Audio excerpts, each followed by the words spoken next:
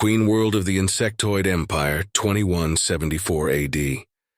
The Hive Mother was deep in memory thought as she communed with the ancient ancestors within.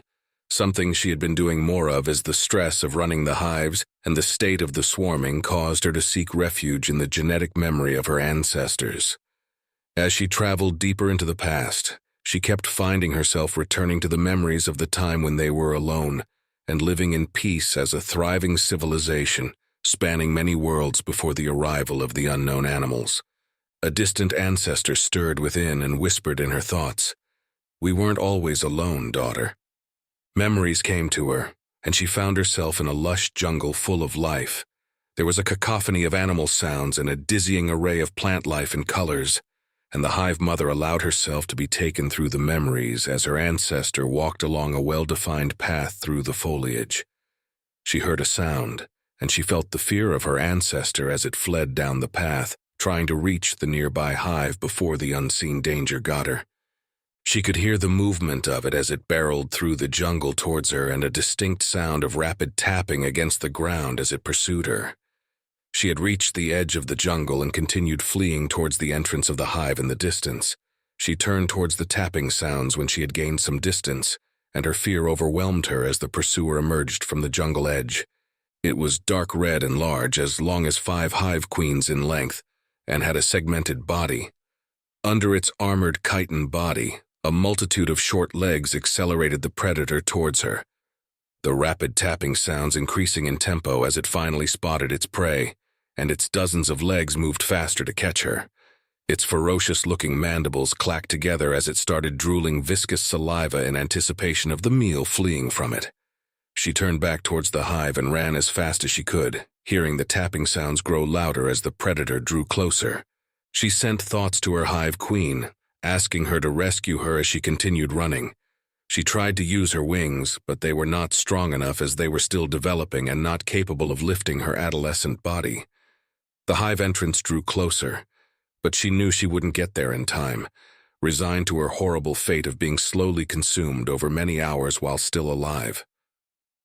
She saw her hive queen emerge from the hive and fly towards her, while worker drones surged out behind the hive queen, ready to sacrifice themselves as a meal to try to save the young queen.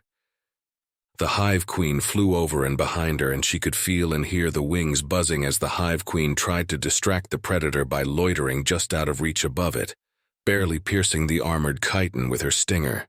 Predators are immune to the venom of stings, and they tend to ignore the small injuries they sustain from stingers when pursuing prey. It was less than 2 meters behind her now, and the young daughter was on the verge of collapsing from exhaustion when she spotted a long, sharp piece of wood that had broken off a tree limb during one of the recent violent storms that regularly occur on the birth world. She grabbed it as she ran and was wondering why she picked it up when she had a flash of inspiration as she thought about how their stingers had little effect on their hard exoskeletons, barely penetrating. She envisioned the sharp stick penetrating the unprotected underbelly and killing the predator in her mind. She went over the action in her mind again and decided to try it, as she was dead anyway. She stopped in her tracks and spun around, the sharp wood pointing out as she held it with her 2 thorax legs.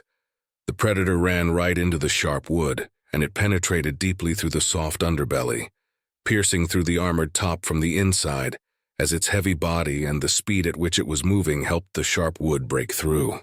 She was knocked down as the predator ran over her, a shrill whistling sound emanating from its feeding hole as it fell to the ground behind her, violently twisting its segmented body as it tried to pull the sharp wood out of its body with its short legs, not able to do so. The hive queen appeared, repeatedly stinging the now exposed underbelly of the predator, her stinger penetrating deeply and piercing its internal organs. The young daughter got up off the ground and helped her hive queen by pulling the sharp wood out of the predator's body and then sticking it back in it repeatedly.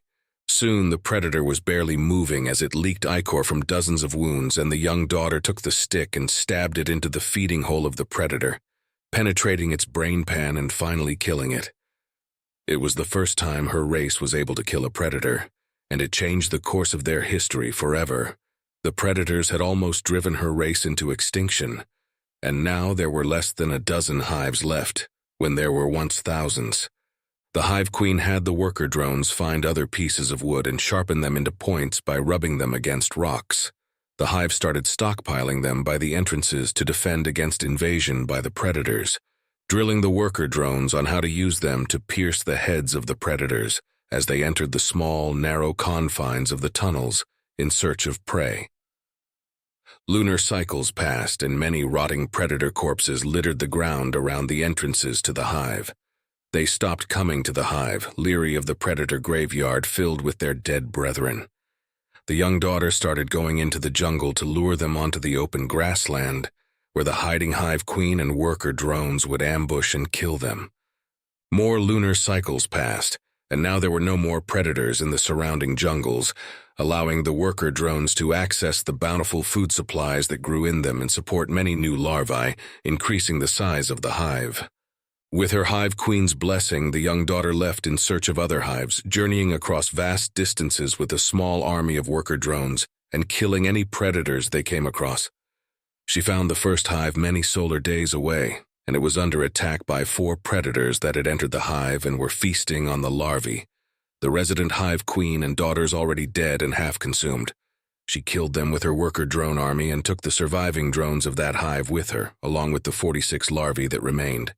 She continued her search, coming across 2 hives near each other that formed an alliance by sharing the meager food resources they had and donating larvae to replenish each other's numbers when they were attacked by the predators. She taught them how to make sharp sticks and showed them how to defend their hives when the predators entered them. She also showed them how to lure them into the open and ambush them, doing it several times with her drone army until she was sure they understood how to do it. She stayed with them for a time, watching with pride as the 2 hives reclaimed their territories and slaughtered every predator they could find. One of the Hive Queens had thought well, and she used a shard of volcanic glass to cut up the chitin armor and add it to her body, protecting her from the potential bites of the predators as she lured them into ambushes. Soon both Hive Queens and their daughters were adorned with predator armor. The young daughter left those 2 hives, leaving behind her knowledge and the larvae she saved from the other hive. She was now clad in predator armor and was gifted with 20 worker drones from each of the hives as thanks for teaching them. She resumed her journey and her army of worker drones had grown to 82. She traveled for another 2 solar cycles, growing into adulthood and leading an army of over 1,000 worker drones that were armored with predator chitin and sticks that had sharp points of volcanic glass tied to the tips. She had cleansed the large island that her race inhabited, and there were no more predators to eat them and their larvae. She returned to her hive, and her Hive Queen welcomed her back, flying into the air to embrace her when she saw her long-lost daughter return. She showed her how to become a Hive Queen and access her genetic memory. And she was there when her daughter laid her first eggs. They ruled together for many solar cycles and became the largest and most powerful hive as others incorporated with them, eventually bringing the entire island under their peaceful rule. Many solar cycles later, new animals came to the island on large structures of wood that floated on the water and invaded the hives. They brought with them terrible things of destruction and destroyed many hives along the coast. The Hive Queen, now the first Hive Mother, once again led an army to save her race. They suffered horrendous losses against the new animals that could control fire and kill with sticks from a distance. The only weapon the Hive Mother had was numbers, and they would swarm the animals, losing 100 drones for every animal they killed. Eventually, they killed all the animals at great cost in drones and hives. The Hive Mother had her daughters learn how to make the animal sticks that killed from a distance, and they dragged the wood structure onto land and took it apart, learning how it was made by putting it back again. They learned the secret of fire, and they spent the next 20 solar cycles building many wooden hives and sticks that killed from a distance. The Hive Mother, now ancient in years and near death, watched as her daughters set off in thousands of wooden hives that floated on the water with tens of thousands of drones and larvae. She died on that beach as her daughters disappeared over the horizon, bringing war to the animals. The memories ended there, and another ancestor entered her mind, showing her life memory hundreds of solar cycles later. She was a Hive Mother, and she was hunting down the last of the animals in their former territory. The animals were on the verge of extinction, and the last remnants of their race were hiding in the caves of the mountain they had fled to. The Hive Mother had a massive army of drones around her, and they were firing metal balls from cannons that spat fire and smoke as the metal balls entered the caves, killing the animals within.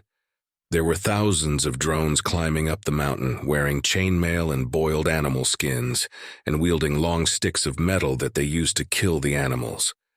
The drones entered the caves, slaughtering all the animals that they came across, and by the next solar day, the last of the animals were killed. Her race was now the only intelligent species on the planet. The Hive Mother was shocked at the revelation that there was another apex animal species on their world, and that they had killed them all. Animals and predators have always tried to kill them, it seemed. She was right to swarm and try to eradicate all the animals near her hives. She must ensure that her daughters inherit an empire with no animals around it. They all have to die.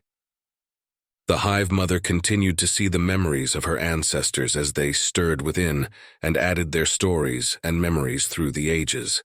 She saw her race conquer their birth world, building massive hives and changing the surface of the planet as they continued to expand and advance over many millennia. She saw the first hives go into space to colonize a nearby planet.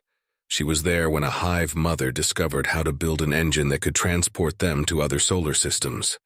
She watched as they expanded across star systems and built more hives on alien planets. It was a time of greatness and peace as dozens of hive worlds all coexisted for the benefit of their race. She found herself lost in the memories of her ancestors, and she wished she could stay there. She was torn from her peaceful meditation as a part of her went dead, and she returned to her body in the brooding chamber. She felt less than whole and panicked, calling out to her daughters in worry. Only 9 answered her. She called out again, putting all her mental power into the call, dreading the truth that she knew in her soul was true. Only 9 answered again, their worry for their Hive Mother evident in their thoughts. There was a void where her daughter, who was in the secondary builder world, had filled.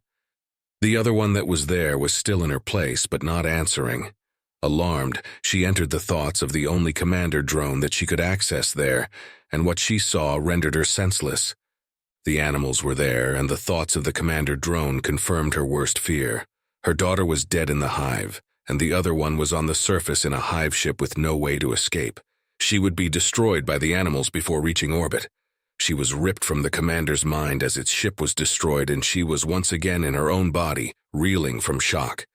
She tried to enter another drone, but that one died soon after she entered it. She entered another drone and watched in horror as her still-living daughter tried to escape by using the null drive on the moon, and her hive ship disappeared in a cataclysmic explosion. She watched as the moon broke apart, and she left the drone's mind before it died, seeing the huge piece of the moon's crust that was heading directly for the ship it was on. She stood in stunned silence, ignoring the thoughts of her remaining daughters as she mourned for the 2 daughters she just lost. She kissed them with her tongue as eggs, and she watched them turn into larvae. She communed with them as they pupated, knowing their thoughts before they did. She remembered waiting patiently as they struggled to break out of their pupae, hoping that they were both strong enough to do so, and sparing her from the sorrow of having to cull them. She remembered taking their hands and helping them stand up on weak legs as they entered the world as her new daughters. The Hive Mother's legs gave out beneath her, and she fell to the rough floor of the brooding chamber, her soul racked with anguish as she grieved for her dead daughters.